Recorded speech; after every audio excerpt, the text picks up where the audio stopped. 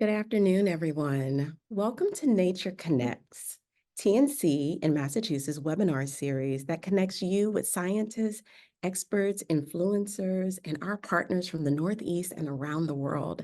I am your host for today, your new executive director for TNC Massachusetts, and it's such a joy for me to be with you today.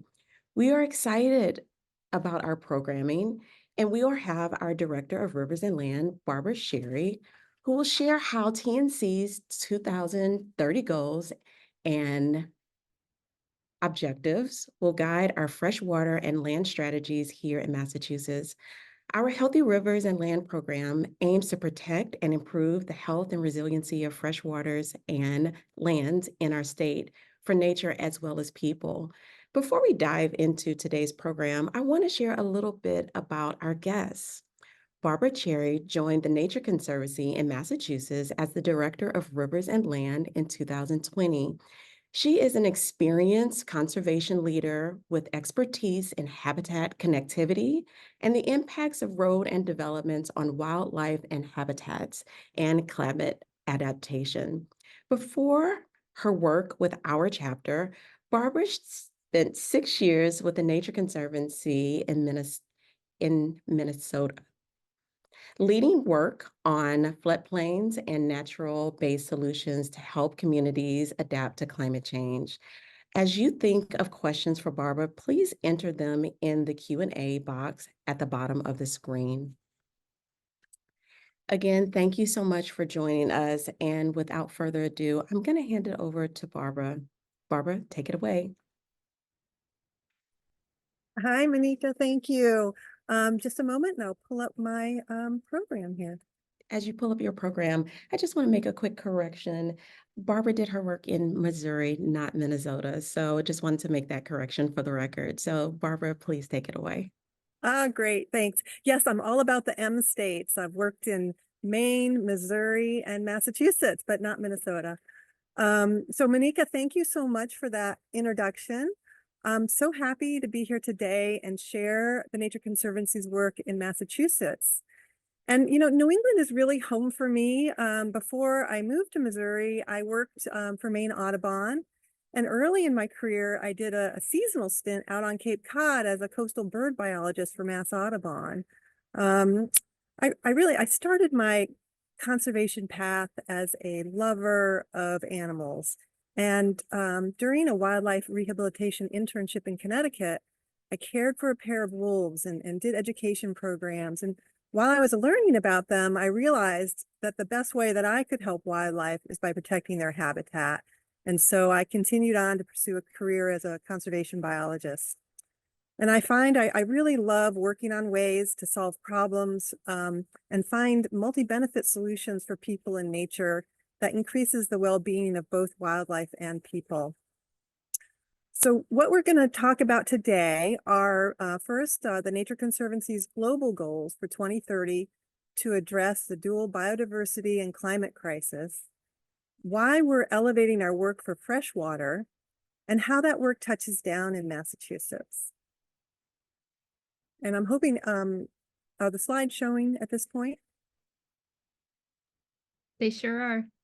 Great, thanks for that confirmation.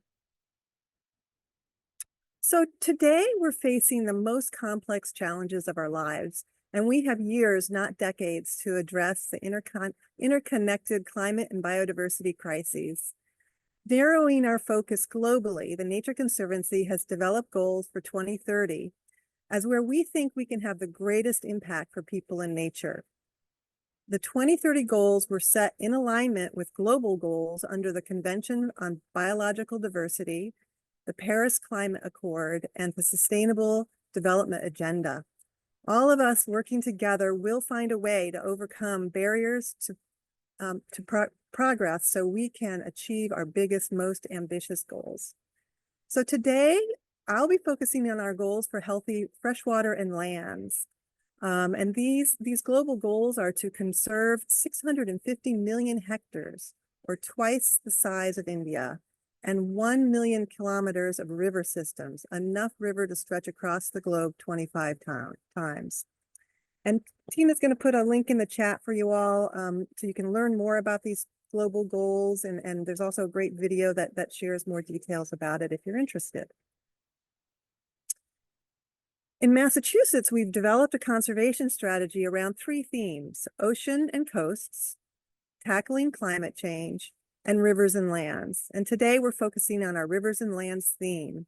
That what we aim to achieve, or our North Star, is to protect and improve the health and resilience of freshwater and land in Massachusetts. To do that, we've committed through our work and by supporting the work of others by 2030 to protect, restore, reconnect 175,000 acres of land, wetlands, and floodplains and the land along our waterways in Massachusetts watersheds, and to protect, restore, and reconnect 1,000 miles of Massachusetts rivers. Our goals are in support and alignment with the Massachusetts Clean Energy and Climate Plan and the brand new Governor's Biodiversity Executive Order, which is leading the nation in a transformative whole of government approach to conserve species and habitats, build resilience to climate change, and ensure a better future for all of us. In a bit, I'll talk about some of our on the ground work. But first I'm going to share why the Nature Conservancy is elevating its freshwater work across the globe, what we're calling the freshwater imperative. Conserving freshwater ecosystems requires prioritizing them and securing dedicated resources. We must invest now in conserving our world's most precious and vital resource. And the Nature Conservancy, as the largest freshwater organization in the world, is best placed to achieve that. So I'm going to share this great short video that really inspires the work we do and need to do.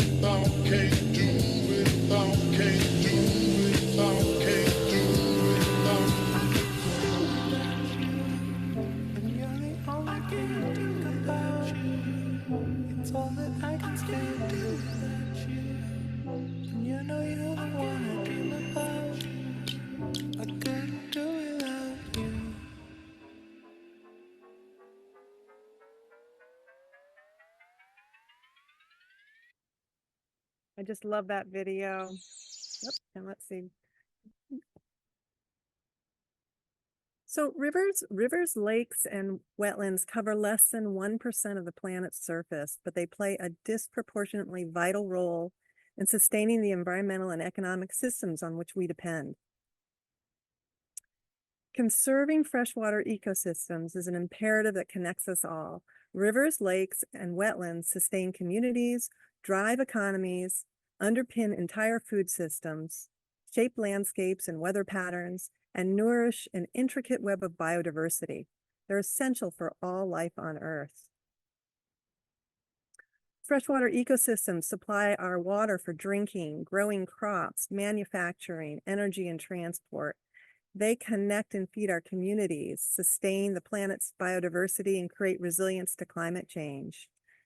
Free-flowing rivers regulate water temperatures, sediment regimes, and fish migrations.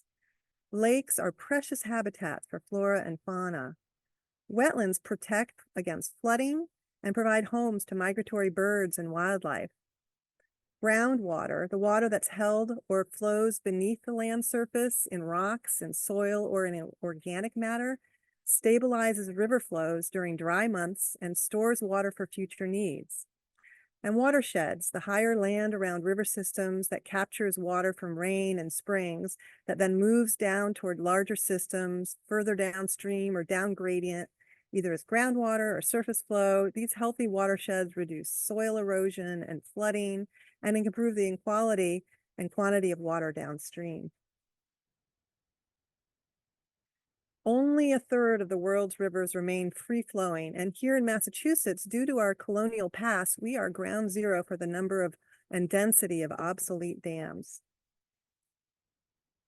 These systems are being pushed to the brink by climate change and human activity, deforestation, fragmentation from dams, unsustainable farming and fishing, and unchecked pollution.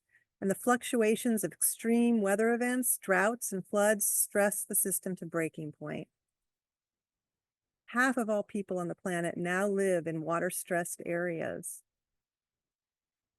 And freshwater habitats have suffered an 83% loss in biodiversity since 1970, far greater than any other biome.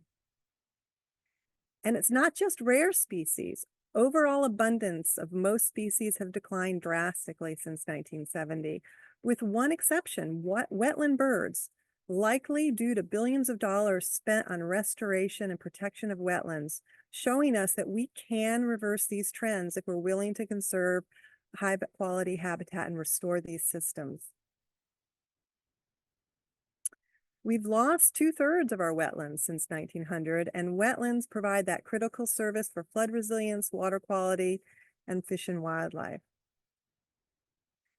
And freshwater ecosystems are already feeling the effects of accelerating climate change. Indeed, they suffer disproportionately and lose more biodiversity than any other system. But there's really good news, and that is that degraded freshwater ecosystems can recover quickly. We can protect freshwater systems that are healthy now for future generations. To have our maximum impact, the Nature Conservancy is focusing our work in 5 ways. We're implementing long-term protection efforts to conserve freshwater systems above and below ground, ensuring they're healthy and intact. We're ensuring rivers flow freely by modifying or removing obsolete dams, restoring natural flows, and reconnecting river systems to their floodplains. We're building resilient watersheds by driving investment in solutions that are rooted in nature upstream to protect biodiversity and help solve water security issues downstream. We're applying the latest science and traditional knowledge to restore biodiversity and help millions of people for whom freshwater fisheries are food or income. And we're promoting equitable and inclusive solutions by co-designing projects that deliver benefits equitably to people and avoid disproportionate harm to those with less power and privilege. So why is freshwater important to wildlife?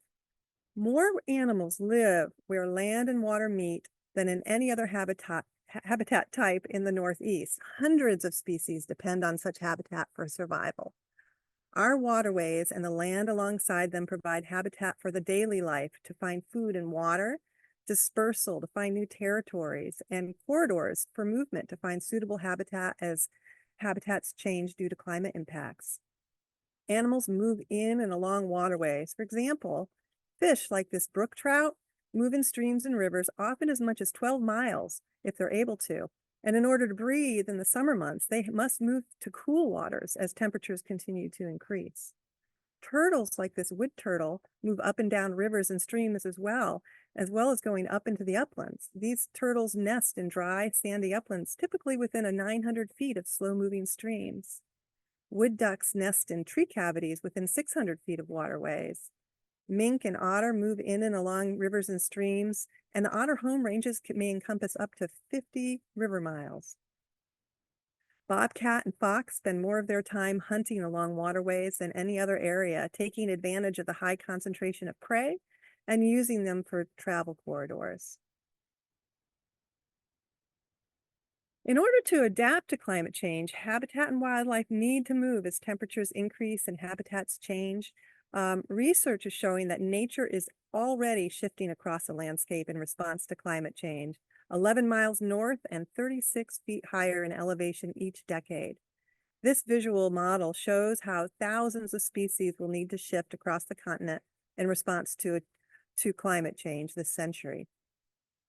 And in the Appalachians, our backyard really offers hope. It's a landscape with an incredible potential to provide a pathway and refuge for all of nature, including people, as climate changes.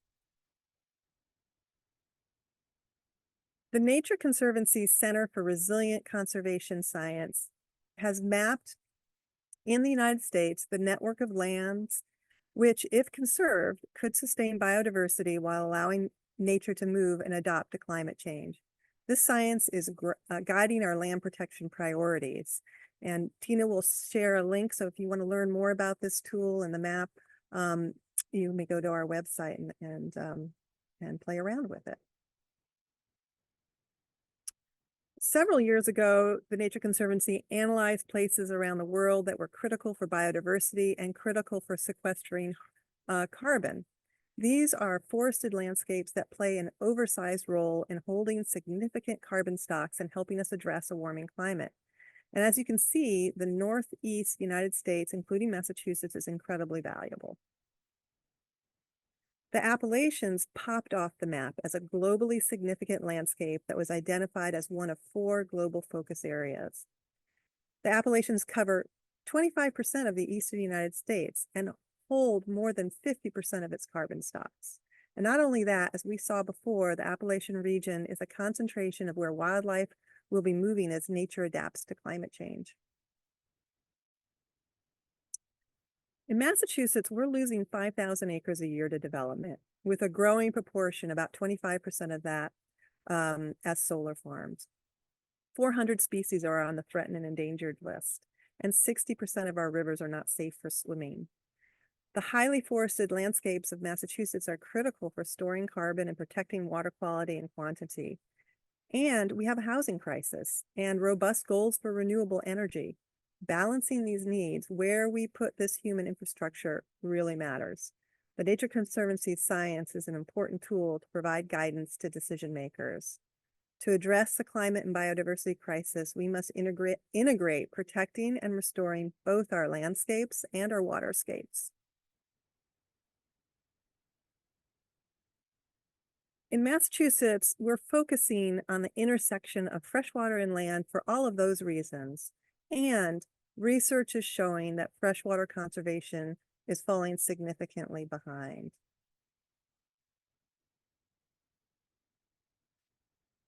Science shows that when watershed impervious cover, the hard surfaces like buildings, roads, and parking lots exceeds 10% of a watershed, aquatic systems become seriously impaired.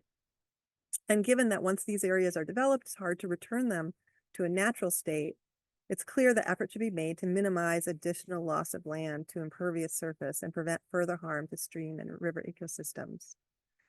And one place to focus are in the protection of headwaters of our watersheds. This is where the rivers and streams start.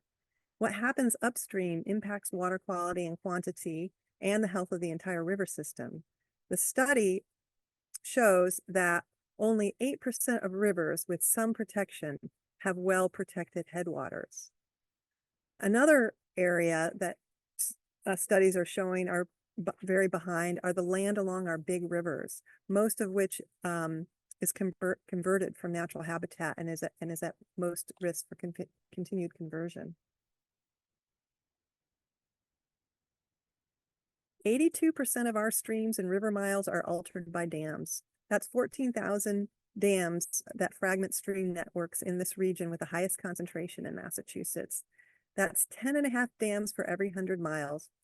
And we have 25,000 culvert road stream crossings in Massachusetts, also fragmenting our streams.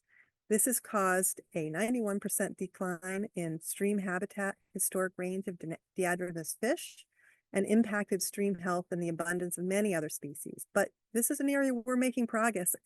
And in the last decade, 346 dams have been removed, reconnecting 3,500 miles. We can do this. And freshwater conservation is complex. In Massachusetts, we're taking a watershed approach. And in order to sharpen our focus, we have 3 priorities plus integrating connectivity. We're working to protect headwaters, protect and restore land alongside rivers and streams, reconnecting floodplains, and reconnect rivers and streams by removing dams and replacing undersized road stream crossings. Protecting and restoring these watershed lands and forests and headwaters and along our rivers stores forest carbon, helps with flood resilience, improves water quality, and provides critical habitat for wildlife, both on land and in water.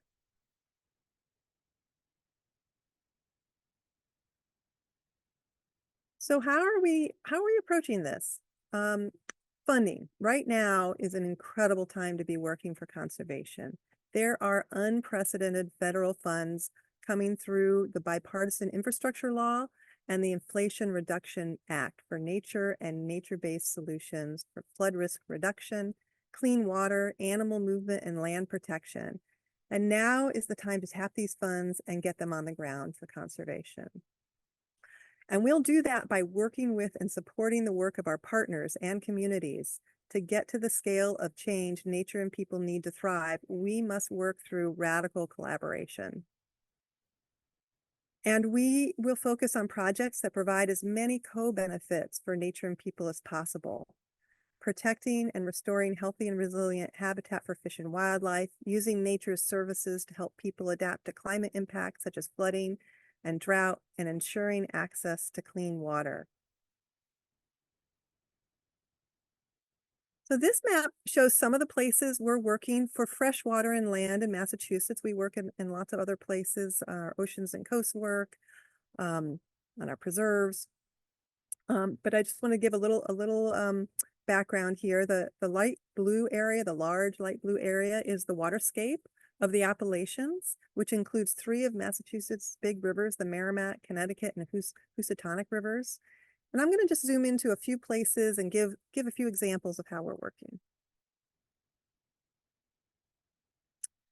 So the Berkshire Wildlife Linkage is in Western Massachusetts. It's part of the Nature Conservancy's Global Appalachians Focus Area. It connects the Central Appalachians to the Northern Appalachians, so it has a key role here. And in addition, it has 75% forested region, and this can help those species move, the wildlife move and adapt to climate change. The Nature Conservancy and its partners have worked for over 10 years to identify and connect and restore connections between habitat areas that are fragmented by roads and development. And protecting land at these key connectivity corridors across roads is an important strategy to allow animals to move. And because animals move along our waterways, as we were talking about, replacing aging road stream crossing infrastructure with designs that make the road invisible to the stream, reconnects rivers, allows fish and wildlife to move, and provides resilient and safe roads for the traveling public. We also know that we cannot achieve conservation at the pace and scale that's needed by ourselves at the Nature Conservancy. And last fall, the Nature Conservancy launched the Resilient and Connected Appalachians Grant Program, first inaugural year, in an effort to support land trusts and other conservation partners like municipalities and tribal communities across 7 northern Appalachian states, including Massachusetts. Grants of up to $50,000 will be awarded, and these result in the permanent protection of the resilient and connected lands in focal landscapes. But Nature Conservancy is eager to support these local groups, which have developed the relationships and skills to best able build a network of landscapes in the Northern Alps region to protect one of the world's most important areas. The first round of grants just closed in February, and awards will be announced any day, maybe the end of this month or early next month. And we're looking forward to expanding this program throughout the entire Appalachian Global Focus Area, hopefully next year. And Tina will share a link with information about this program. Very, very excited to support all of these great local groups that are working in their backyards. And working in watershed partnerships is really core to our approach to help people be more resilient to the impacts from climate change. By using both nature-based and natural solutions and restoring that resilient fresh water. Our work over many years in the Taunton watershed is a great example. It's home to one of the largest herring runs in New England. It provides a diverse mosaic of wetland and upland habitats that support a wide range of species, including several that are globally imperiled. This freshwater system is also a vital public water supply, an important scenic recreational area, and of course, home to many people. After more than 15 years of work to remove the dams that obstructed the river, spawning alewife are back, showing again that we can restore our freshwater systems. It works. We're now working in the southeastern portion of the watershed. Shout out to Maria Gabriel, our freshwater manager, who's working out there, and maybe with some of you on the call. And we're focused in at the Nemasket River and the Assawampset Pond complex. In recent years, excessive flooding has caused property damage and evacuations, road closures, loss of utilities, septic system failures, and a lot of economic losses. And at other times, there's been droughts that have reduced water quantity and quality and runoff from nearby development and impervious surfaces that degrades the water quality. And all of these are compounded by and further exacerbated by climate change. TNC, Nature Conservancy, supporting community partners to implement watershed management and climate action plan that the community developed with actions like channel and wetland restoration, invasive aquatic plant removal, culvert evaluation, dam removal and upgrade, and land acquisition.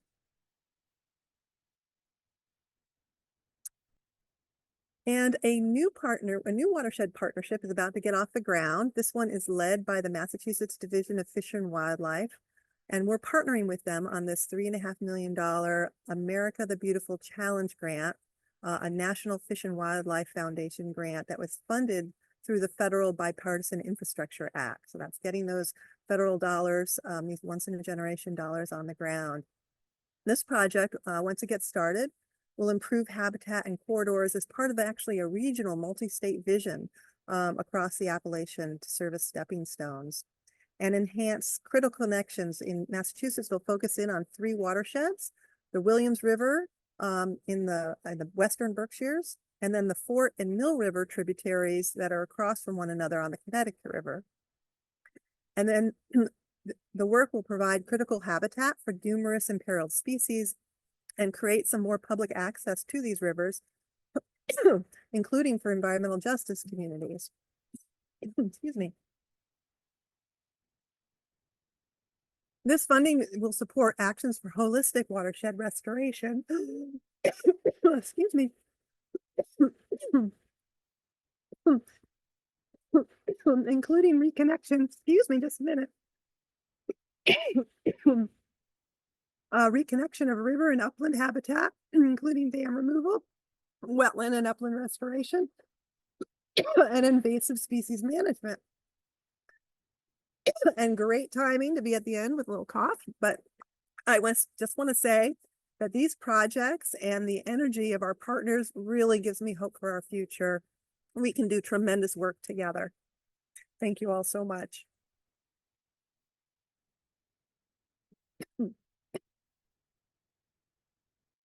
And I will pass it over to Monica. Thank you, Barbara. And we're going to let you take a little bit of water. And Tina, I'm having trouble getting my video back on. I need access from the host, if you can give me access.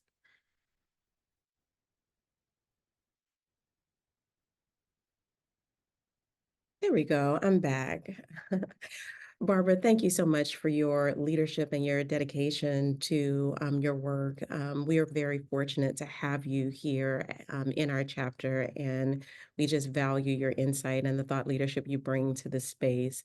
What I found really compelling about your presentation, that one graphic that showed the migration pattern of animals during climate change. I've always thought of climate change from the context of had the conversation from the context of the impact on humans. But it was really interesting to see the evolution of climate change on the impact of animals. And so I'm really curious if you're okay. You're okay. I'll let you have a little bit more water there before we jump into the Q&A part. But I'm really curious, when it comes to having these conversations with government and with the broader community, how can we play a role in being an advocate for fresh waters? It's something that probably a lot of people don't think about from their day-to-day interactions, but it's something that ensures that we have the ability to live and survive on the planet because fresh water is where we get our water to live and to be able to just evolve as humanity. And so it's a very important aspect to the planet and to people. So I'm just kind of curious, how should we be thinking about this? How should government and people be having these conversations? That is such a great question, Manika, and just so critically important. There are so many ways we can engage with fresh water and ensuring that we all have enough for ourselves, for the wildlife. And you can work on your own land. If you are a landowner, and you happen to be along a waterway, make sure that you've got trees and shrubs and bushes along your waterway. A lot of times we have lawns that are cleared right up to the waterway, and that causes pollution and runoff and erosion that affects our water quality. So as a landowner, there are ways. If you are a community member, um, get involved with your local government. Find out if you have a watershed coalition. It's a wonderful local entity that are trying to think about these things and work in these ways. If you're working as a business or with a land trust, and think about, are there nature-based solutions that you can be applying to your projects that you're working on, and working and making sure your local government plans are including those natural solutions. Are there ways to help with water quality that use nature to help keep it clean and cool and abundant? So there are just many, many ways that you can get involved. And Barbara, those recommendations, it apply across all types of communities, whether it is an urban community or a rural community or suburban communities. Should all of those different type of topographies be thinking about these issues in the same way? Yeah, water as we saw, water connects us all. So whether you're upstream or downstream, if you're in an urban area, what we do on the landscape beneath our feet and up and downstream all matter to the quality of water and the quantity of water that we have in our backyard. There are, in urban spaces, there are so many actions getting involved again in these watershed groups, in your regional planning groups, in your town's planning. Um, Thinking about rain gardens and capturing the water with green roofs. There are a lot of solutions that can happen in those urban spaces, and thinking about parks along our waterways where we can reclaim land for access in communities to those green spaces. So lots of things we can do in all sorts of spaces. Wherever we're at, wherever we're located, we can play a part and be a part of the solution. That is right. So I'm going to read a couple of the questions that we're having from the participants that joined us today. So the first question, can you talk about how beavers are helping or hindering the conversation and conservation, excuse me, and health of freshwater in Massachusetts? Beavers, always a controversial critter. They are engineers just as we are and like to manipulate the environment. Um, they are part of our system and they create wetlands. They don't always do them in convenient locations for people, and so that can cause some conflict, but they are part of the system and could help us with creating those wetland areas. They're just part of the natural system. Thank you for that. Another question. Massachusetts is a leader in this work, and TNC's contributions are having a big impact on the work that can be implemented globally. Can you tell us about projects being done in Massachusetts that are scalable to other parts of the world? You know, one of the types of projects that um, is close to my heart are really looking at those road stream crossings where we're wherever we have roads that are interfacing with water, we have erosion problems, we have pollution problems, we have safety problems, and so Massachusetts has really been a leader in this space of creating actually a government agency, the Department of Ecological Restoration, that is helping communities with replacing these structures with designs that um, heal the system, heal the rivers, and reconnect them for wildlife, but also keep people safe. And so sharing that model for how state governments can help with our flood resilience, our human safety issues, our infrastructure issues, and reconnecting these rivers and streams is just a great story that we can continue to tell well beyond Massachusetts. Thank you for that. Um, our next question, let's see. Um,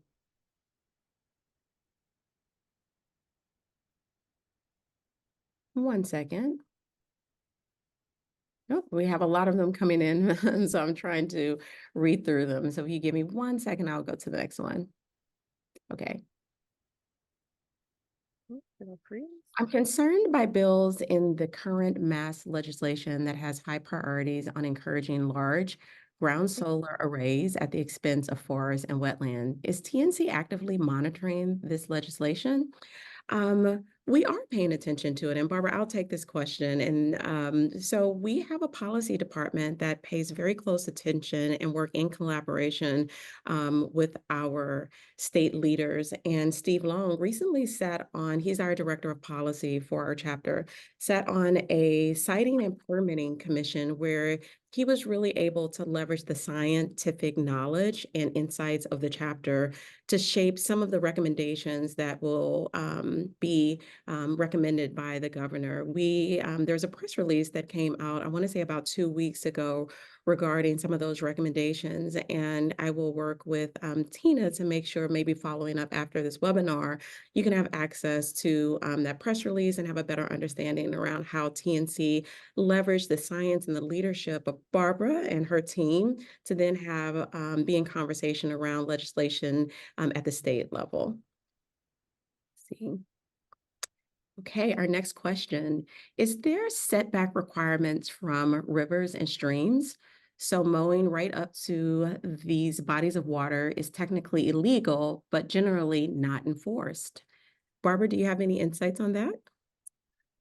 That is a good, Massachusetts has some of the strongest wetland laws in the nation. And honestly, I just moved to the area a year and a half ago. So I am not sure about, if you have an existing lawn, an existing area that is already cleared, if it's grandfathered in. But certainly, developing now in places that are undeveloped is not accepted. And also in our agricultural areas, often in areas I've lived, agriculture can go right up to the waterways, which can cause some erosion problems as well. So, Barbara, what are some of the key challenges or barriers to integrating fresh water and land conservation efforts in the state? And how are ways that we can overcome them and support the work TNC is trying to achieve? I think one of the biggest barriers that I see is that we often work in our own lanes, right? People who really know land work really have great knowledge, and people who are really working on rivers have great knowledge. But we don't know what we don't know. And so to solve these big problems, we need to come together with the expertise and knowledge um, that's across. We need to bring in diverse voices, people with different information. So that radical collaboration is just really critical. Did I, Another did I freeze up? No, you're still there. We're still here. We're together. So another question, how does changes in precipitation patterns and temperatures affect the management and conservation of fresh water and land resources? Yeah, we're seeing a lot of change in Massachusetts. Our temperatures are going up. Our we're having these much more frequent heavy rain events and then countered with droughts. Right? It's this great wave of differences, right? Big changes, big swings. And so we have to plan not just for what's happening now, what was, but what is going to happen in the future. So having models and really thinking about what are those impacts likely to be in the future needs to be part of our planning process actively. We need to be thinking about that. And in the water realm, again, we need to be designing like any sort of infrastructure we're designing. We need to be designing with those big swings, those huge precipitation events, rain events that are coming and washing away our infrastructure. We need to be planning and developing solutions that include nature to help and reduce those impacts. Um, Our next question, what is TNC's role in working on issues related to nitrogen pollution and septic system problems on the Cape and beyond? How can these solutions be scaled? That is a great question.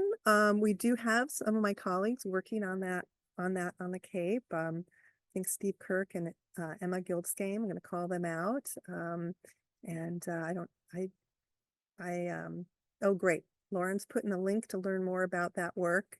Um, I haven't deep dived on it, but that is a really important piece of our water quality is making sure that the nutrient loads are not killing all the aquatic life and polluting our waters. Yeah, I full disclosure, I'm 2 months into my role, everyone. But this is one of the areas that I have been able to get a deep dive on, and I know that our scientific team is really working very closely with municipalities in the Cape to think about what are some nature-based solutions, recognizing that these are really complex issues. And I know that they're tracking that information, and I know eventually we will be having conversations around what were the things that we learned, what are some of those best practices, but we do have information regarding some of the things that's happening right now on the ground that we could share information, case studies with around our impact and the work that we're doing with municipal leaders in the Cape. Let's see. Our next question. In the map of how animals migrate north, it seems human transportation also plays a big role. Can you comment on what improvements to roads will help keep animals safe? Absolutely. And that is a big, that's a new thing for animals having to move. We've had climate impacts way in the past, but humans weren't on the landscape, and those are significant barriers. The interstate, any road with 10,000 vehicles a day or more is a very significant barrier for wildlife to move. And so thinking about that and where it falls on the landscape is really important. And thinking about, do you have a place where they can get under or over the road safely? In the East, I think the opportunities really are under the road, where there are bridges and culverts where we can, again, make them wide enough so that the river functions naturally and there's space alongside for the animals to move. And then you can put fencing in, right, to funnel them to those locations. And you can work on making sure the land protections are so that they might have to snake through a fairly narrow place, make sure it connects into another area that has some sort of protection. So it's with some planning, we can make sure that, people are kept safe and reduce collisions on the road with vehicle and wildlife, and animals can move at the same time. And I know this is not transportation, but it's definitely infrastructure. And I know that you showed dams in your presentation, and even the removal of some of that hardscape infrastructure will allow for our freshwater um, systems to be repopulated by native fish that have been impacted by the impacts of those dams being there. And I know that we've done work in that area in Taunton, and I know that we have that level of expertise here in our chapter. Let's see, our next question. Science indicates that groundwater levels are rising in Massachusetts. How will this change your work and the habitats you are working on? Hmm. That's an excellent, one of those climate questions, right? Thinking about what does the future look like? Where is that going to cause flooding? Where is that going to submerge habitat types? And making sure that there's room for those habitats to move and adjust, right? So a great example here is right the marsh migration work that we're all thinking about these days about sea level rise, but it's not just sea level groundwater rise. It's the same concept, right? Making sure that we have these natural areas protected, and are they going to be able to adapt and move? Are they going to have time to change the topography, will the topography enable that change to happen in locations? That'd be part of those sort of management of systems to take a look at. Interesting. Hey, another question for you, Barbara. How does the Nature Conservancy partner with government agencies? Is it mostly through funding agreements, or do you also, oh, I lost it. Or do you also coordinate on land acquisitions, science and investigations, scientific investigations, et cetera? Yeah, all of the above. One of our superpowers is, we're nimble, right? We want to bring the best science, partner with those and help, agencies are often do incredible work, and they have very specific mandates, right, that they have to do. And so we can help with finding, bringing partnerships together and bring funding to mutual projects, or help them, spend money that they may not have capacity to do interesting projects. We can do that, whether it's land protection projects, dam removals, other types of management projects, but also bringing science together. We were, a partner.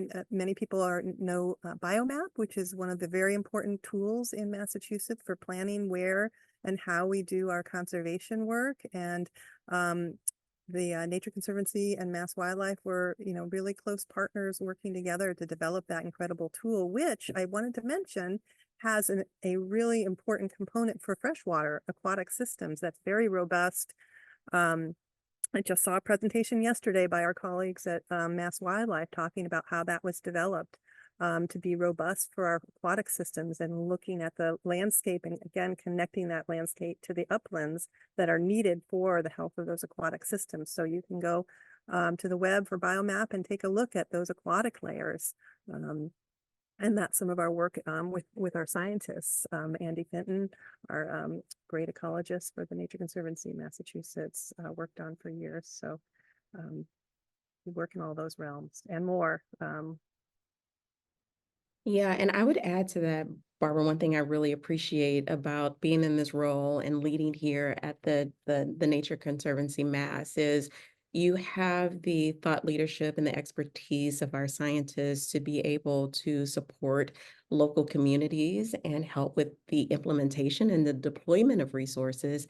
And we also lean into working with government officials to lean into what our values are and hold them accountable to our vision of protecting land and people. And so that advocacy part, coupled with the work that we do with our scientists on the ground, really makes TNC a very unique and well-positioned organization to have impact in the state. And it's one thing I'm really excited about 2 months into the role, to be able to roll up my sleeves and really think about how we influence and continue to build on the great work that we're doing. Let's see. Um, And one more question, and then we'll close out. Does that sound good, Barbara?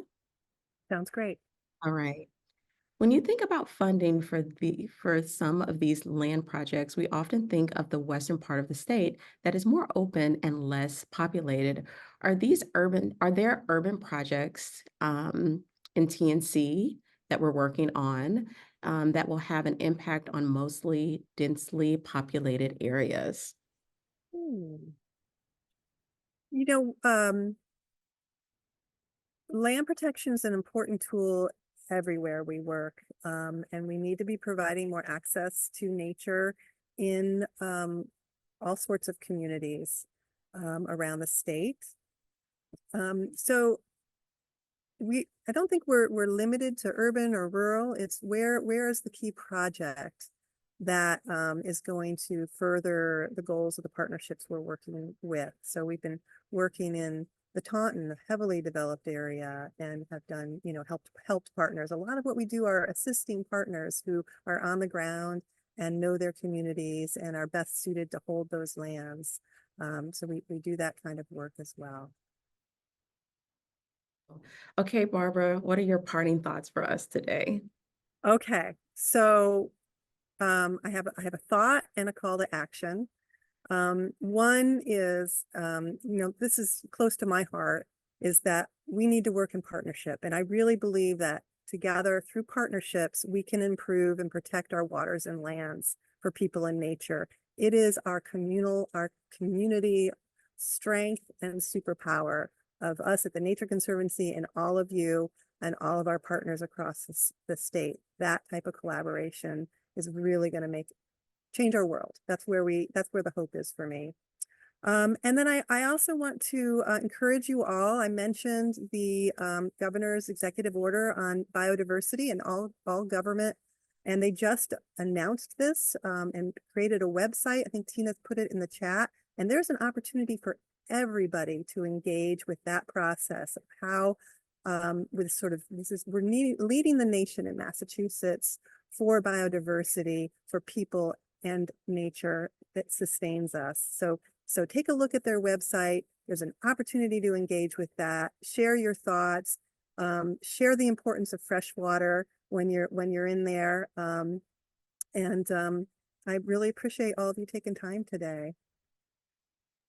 Well, Barbara, I appreciate you and your leadership and your dedication to this work. And I'm confident those 2030 goals, I'm confident we'll be able to achieve them, particularly with you at the HIM here in our Massachusetts chapter. So thank you so much for your leadership and your presentation today. And thank you for joining us. Um, Thank you for your generous support of our chapter. It is because of you that we're able to do this work and you make this work possible. We will send out a follow-up email over the coming days with a link to a recording of this webinar. If you're enjoying our webinar series, consider sharing it with a colleague or a friend. It'll help us to continue to fulfill our mission and have impact.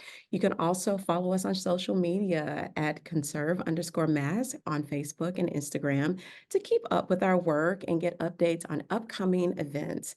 And be sure to visit our new LinkedIn page focused on the work that we do within the chapter. As always, you can register for future webinars at nature.org/Massachusetts webinar. During our next webinar on May 16th, we will be joined by Diana Ruzzi and Paula Peter from the Native Land Conservancy, the first Indigenous land conservation organization east of the Mississippi. The Native Land Conservation is based in Mashpee, Massachusetts. So thanks again for joining us. We're happy that you're here and we are grateful for your support. Until next time, we'll see you. Bye.